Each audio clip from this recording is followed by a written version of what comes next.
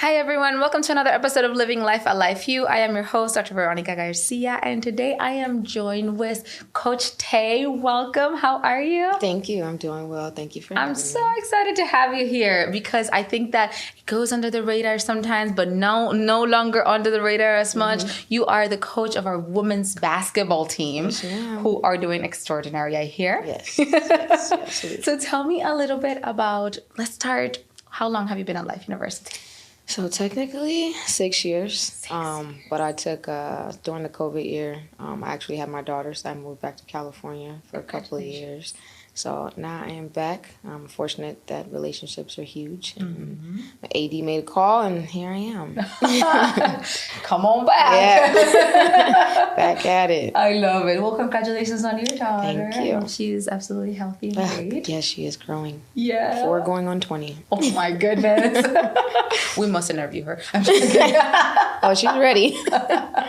And Coach Say, tell me, were you also a coach of women's basketball and then come back as coach of women's basketball? Yes, ma'am. Okay. So I was here coaching as an assistant coach for 3 years. So I had a great opportunity under Coach Anthony Maxwell. Yeah. So he was blessed to give me another opportunity. So, yeah, great experience with him, just being here. So huge reason why I'm back, too, is what he was able to give back to me. So, yep. That's so important. I love that a lot of the times when we have staff and faculty and just individuals that have worked at Life University and they might leave for whatever reasons, they find their way back. I think that speaks volumes of our institution and our philosophy and the way that it's a safe space. You're welcome back, which is a beautiful thing. Yes, we love it. Tell me, why basketball? Man, I was just a little girl following after her big sister. And I love what it was giving to her. And I was just that younger sister dribbling around with the basketball. And, it's contagious. If you ask me, it was just contagious. So inspiring. So it's a big reason why I'm in it. Did you play also through school as well? Yep, I spent 4 years playing, finished collegiately as well. But yep, I finished up my career. That's awesome. Yep. And tell me about that shift from being on the court to being on the sidelines to guide a team on the courts. Man. It wasn't ezy. I would say it wasn't easy. I took a different route than most probably take, or that I would probably encourage people to take, and I hopped into coaching as soon as I got done playing. So requires you to grow up a little faster, especially when you're coaching players that were former teammates of yours. So, but I was, it was huge for me because relationships are big. Yeah. So having those relationships and then being a point guard, which is a huge piece of the leadership, it helped with the transition. I would definitely say that. Wow, that's awesome. And it's awesome. And as a former athlete, it's also very difficult as well to leave the sport and the transition into something. Yeah, absolutely. But I love that you have found a career within this passion, dribbling since a young girl and now still dribbling for awesome women and also inspiring your daughter, I'm sure. Yeah. Yes. Yes. So I'm sure it's a full circle, beautiful painting of your life. Absolutely. Really nice. Tell me about the philosophy in the current team for the women's basketball. Yeah, things that are big for me, and a lot of my players will tell you, the foundation of my coaching philosophy is built off of genuine relationships, and I would definitely say discipline, if anybody can ask. But when it comes to those relationships, like, I want to know who I'm coaching. Sometimes you get athletes in here for a year, sometimes 2, and sometimes 4. You're hoping, and you want to be able to have these relationships with them that are lasting. When it comes to the discipline piece, the piece that's big for me, and I just got done talking to my athletes about, how important it is to do the right thing when nobody's around, which is high on, on integrity, But no, I've been blessed this far, and to have great student athletes, But yeah. That's awesome. It's really important to have, like that discipline, that integrity as an athlete, but also just as a human. Yes. As a human in general.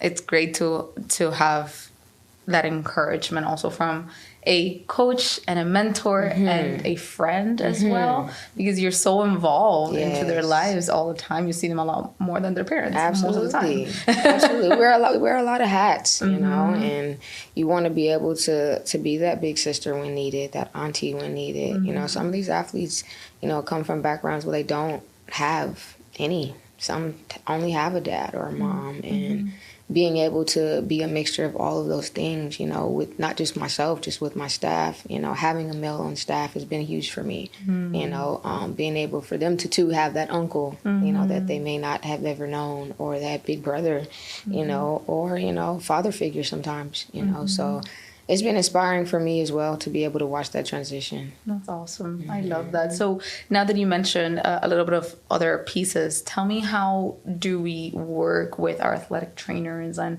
our nutritionists and to make sure that our athletes, that woman athlete, is supported and developed and seen and being able to be given all those resources for her to be successful on the court? Yeah, I think the biggest thing, Life University, we have a lot of different resources. I've come from institutions where I didn't have a lot of this. A lot of people laugh at me when I got here because I was like, man, I was like a kid in a candy store. But being able to have, athletic trainers that too genuinely care, and, something that's big for our athletic department. We thrive off of, committing ourselves to these athletes, even if it nights that we're tired, so being able to see our trainers, and support staff go through the extra, loopholes, to make sure that they're good. I always like to say, I've been talking about it, and I think I see it more that I have a daughter, how much it takes a village, and we are our own village, and I've seen a lot of that this year, even with, the support of my athletes. And, just as much as, we support them, they've been supporting us and fueling us as well. Yeah. So it's a pretty cool thing to see as well. I love it. I love it. You mentioned, you just mentioned like, to be able to support them, to be for them, and to see them. And my mind went into those times and those spaces where life happens outside of Life University and outside basketball and outside training and whatnot. But understanding that their life as athletes is very demanding, and as student athletes, even more demanding. Tell me a little bit about what is the schedule when they're in season? What are they usually exposed to? From a training side, also classes and things like that you know of. Yeah, I can speak from experience, and that's the blessing about having, having the opportunity to finish playing, because I have stories to tell, and I'm capable of telling them when they're tired, of getting off the road like we just did last night, and having to get up and go to study hall, and assuring like you guys have to go to class, preparing them for the real world, was huge, and I am a stickler for, just discipline, healthy discipline, we keep a schedule, we stick to the schedule as best as we can. We know life happens at times, but once you see structure, and things start to fall off, or you have a bit of adversity, I take pride in us finding ways to get back on track, and I try to assure that they understand that too. But between study halls, between strength and conditioning, there's days it's like, man, I'm tired. There's days we have to push through. I want them to know what it's like now, to know like I gotta feed my family. I gotta feed myself. Importance of healthcare and mental health is something that's huge for me as well. I got my master's degree in sports psychology, which has helped me through this transition as well, and helping push them, through the mental performance side of things. But yeah, so we try to definitely, put on them, we try to keep the calendar for them. I like teaching them about having calendars and structure, because we're going to need it. They're going to need it after they leave here. You know, it's not just basketball and X's and O's for me. You know, it's genuinely caring about your life, you know, and teaching you discipline through the process. So you're definitely setting them up for success, because I think that one of the biggest things that a lot of employers look at, and as me as an employer as well, I'm like, if I know that you were an athlete, I'm like, I know I want you. I know I want you because I know that you're disciplined. I know that you're dedicated. I know that you're a hard worker. I know that you're going to show up and you're going to get the work done. And that's such a huge piece that I think that in the past, it wasn't like that. It was more like, oh, they were an athlete. How were they in school? And I was like, no, they were an athlete and they graduated and they're done. No, I want them. I see that value. So to have someone on their sidelines pushing them to maintain that, it's only going to be a smoother transition of more of course, leaving that student life and like finding that work life. That's already a lot, right? But to be able to do it in a structured manner makes it a lot easier. Oh yeah, it helps with the transition. It's helped me, so I know. So yes. Yeah. Tell me of what you're looking for. Anybody that's interested in playing for Life University, what are some of those highlights, things that you're looking at to bring into the team, bring into the community? I need, you know, something that's big for me. I look for athletes with grit. You know, I look for athletes with something we all talk about nowadays. It's just a dog mentality. You know. And by that, it's just somebody that's just willing to go to bat for you. You know, somebody that's getting it done on and off the court. You know, and somebody that, you know, takes pride in building this process. You know, that's something that's been big. You know, the women's program is not crazy old, you know, so being able to have this opportunity to keep peaking, you know, I need those type of athletes around that trust the process. You know, I don't think anything worth having is, you know, we got to work for it. You know, and I need athletes that want to work for it. You know, a high character athlete is the biggest thing. I want to know who I'm managing, you know, who I'm mentoring for the next several years. You know, I want to know how's home life. That's a huge question I ask. That's the biggest question I probably ask first, you know, because I want to know what gaps we may need to fill, or if not, what gaps you guys can fill for us, you know. So between those things, you know, I need, you know, the discipline. I need athletes that want to sacrifice, you know, winners, something that's big for me, you know, like you mentioned, you know, wanting athletes, you know, even in the professional world, you know, I come from winning programs, so that's something that's big for me too, you know, and that transition, it helps carry over because it's contagious too. It's contagious. Winning is contagious, and that's on and off the court, you know, and people should want that in their circle.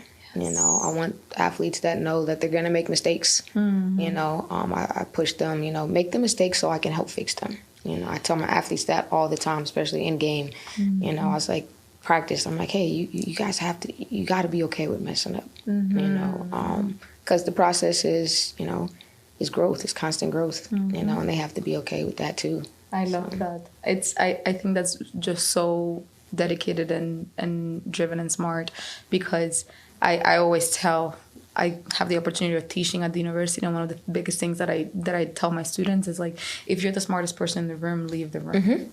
Get out. Absolutely. Go learn something different. Absolutely. Right? And with that, I always tell them the reason why I'm saying that is because I know I'm not the smartest. I might be teaching you this one subject, but I'm learning so much from each and every one of you every single day. And it's such a beautiful thing to kind of remind them of that all the time, to see the growth, to say, hey, you made a mistake. Let's go back to square one then. Let's give a step back and fix it and do it and be better at it.